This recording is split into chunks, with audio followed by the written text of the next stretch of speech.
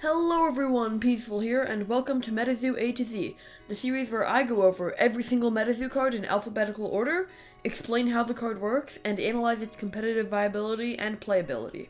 Then I will give the card a rating out of 5. This episode, Balancing Beam. Balancing Beam is a spell that costs 2 neutral aura to contract and has a spellbook limit of 2.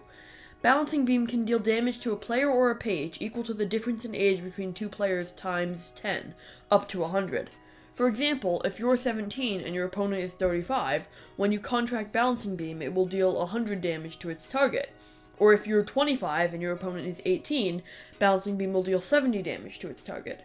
Balancing Beam is by far my favorite card, and I have lots of experience playing it, having killed 5 opponents with it in the Tabletop Simulator tournament. I simply cannot express how good I think this card is. At full power, it is essentially a death beam for 1 less aura, and can be played in any deck. Even if it's not at full power, let's say it's at half power only, it can still take out any crystal, pop a Gumbaroo, or kill a lava bear. The reason I say it's essentially a death beam is that every beastie currently seeing play has a health less than or equal to 100, but there are some beasties with more than 100 health, or when they have power up red.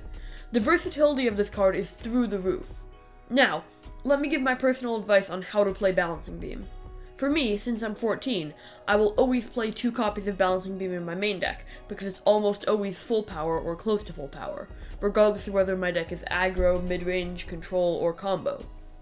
Based on my experience, the ages I would recommend to main deck this card is if you're under 16 or over 40, but everyone should at least be sideboarding both copies. Now, how do you play the card?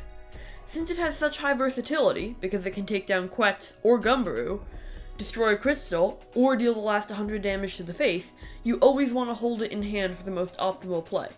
When playing a forest deck like I did during the tournament, you want to hold it up against the threats you will have trouble dealing with, such as Quetz or another Gumbaroo. Optimally, you'll always be able to use the Balancing Beam to get that final 100 in, but you can always use it to plow down a threat in the way, since board control is so important in Metazoo. Finally, when should you side in Balancing Beam, if you're not playing it in the main deck? I would say the general rule of thumb is to bring it from your main deck if it does 60 or more damage, meaning more than double the damage of Fireball for twice the cost. However, depending on the matchup, this amount can change. If you're against Lightning, you would want it to be able to deal with Quetz or Metal Man, so I would not recommend sideboarding it in for less than 70 damage. Against Forest decks, I would side it in as long as it does more than 40, because you'll likely be able to pop a Gumbaroo or a Roperite with that much damage. Against Flame decks, I would side deck it in as long as it has more than 30, since that is able to take out Lava Bear. But, if you're already running a deck with lots of removal, and it's in the sideboard, and it deals less damage, you may just not want to for that 1 extra aura cost versus a Fireball. But, as I said before, Balancing Beam is by far my favorite card, and I will always main deck 2 copies. Balancing Beam is a card that I believe will forever appear in main decks and side decks, and is an extremely powerful and versatile card that can be played in every single deck as a removal spell, or as a finisher.